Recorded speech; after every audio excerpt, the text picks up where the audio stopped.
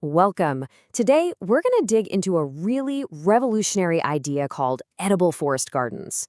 We're going to explore how you can create a garden that's not just super productive, but also almost entirely self-sufficient, all by by mimicking nature. Okay, so let's just start with a question that kind of flips our whole idea of gardening on its head. What if, and just imagine this, what if a garden could pretty much take care of itself? I mean, producing amazing food year after year with almost no weeding, no fertilizing, no constant battle. Sounds too good to be true, right? Well, that is the core promise of a forest garden. And this slide really nails the difference. On the left, you've got the traditional garden. It's a constant fight, right? It's high labor, but on the right, you see the forest garden. It's all about collaboration with nature. You put the work in up front with the design, and then it kind of just runs itself. It's a huge shift in thinking. So, how do we actually do this? How do we make that shift? Well, it all starts by changing our tools. And I'm not talking about trading in your shovel for a different one. Nope. The change is way, way deeper than that. See, the most important tool you have isn't in the shed. It's your brain. It's all about design, it's about planning, it's about observing how a real forest works and then cleverly mimicking those patterns. The real work happens in your head long before you ever pick up a trowel. And here is the secret weapon for working with nature instead of against it. It's understanding this powerful natural process called ecological succession. Basically, it's nature's own game plan for how a piece of land develops over time, all by itself. I mean, think about it, right? A bare patch of dirt never stays bare. First, you get these tough little annual weeds. Then come the perennials, then some shrubs move in, and before you know it, you've got the beginnings of a young forest. Now, instead of fighting this every step of the way, a forest gardener just guides it. You work with that flow, planting what you want at each stage. Okay, let's move on to the absolute engine of this entire system, the foundation for everything. And it's right there, just beneath our feet. We're talking about the soil. So here is the crucial mindset shift. You have to stop thinking about feeding your plants. Forget about it. Your real goal is to feed the soil. You're trying to cultivate this bustling, thriving underground community, the soil food web, that will then do all the hard work for you. And why is that so great? Well, look at this. A healthy soil food web is like your best employee. It's delivering nutrients to your plants, it's defending them from pests and diseases, it's building amazing soil structure, it's even feeding the good guys, like birds and beneficial insects above ground. It's a total game changer. So how do you do it?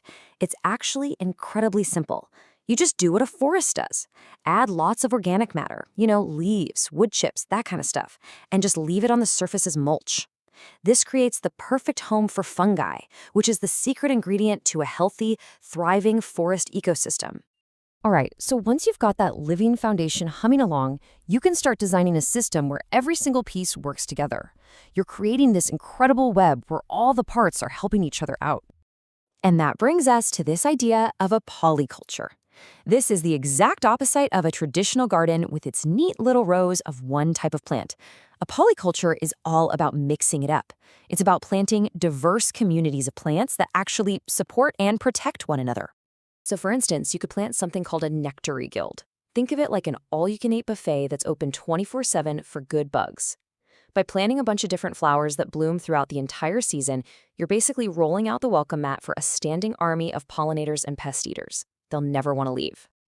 And get this, you can even design your garden to fertilize itself. This table here shows how you can calculate the perfect ratio of nitrogen-fixing plants, those are plants that pull fertilizer out of the air, to your main crops. You are literally growing your own fertilizer right on site. How cool is that? Now this next one is brilliant. This is where you see how a single, clever design element can solve a whole bunch of problems at the same time. This is really what smart ecological design is all about. A chicken moat around your garden, it's not just a fence. It keeps out pests like rabbits. It stops weeds from creeping in. The chickens themselves eat pests and weed seeds that are already there. And they fertilize the mulch for your garden beds. It's pest control, weed management, and a fertilizer factory all in one elegant design. And that really brings us to the biggest idea of all. Because this is so much more than a collection of cool techniques.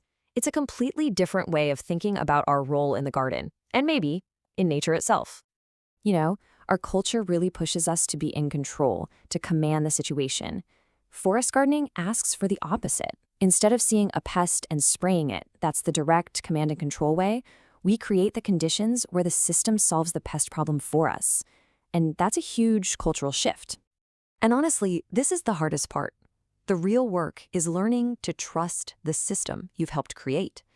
It means resisting that little voice in your head that's screaming to jump in and fix things all the time. You have to let the garden find its own balance. You have to let go.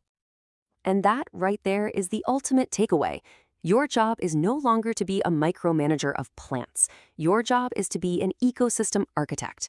You design and cultivate the conditions for success, and then you let the system do its thing. So that leaves us with this final thought. This whole way of thinking really asks us a big question.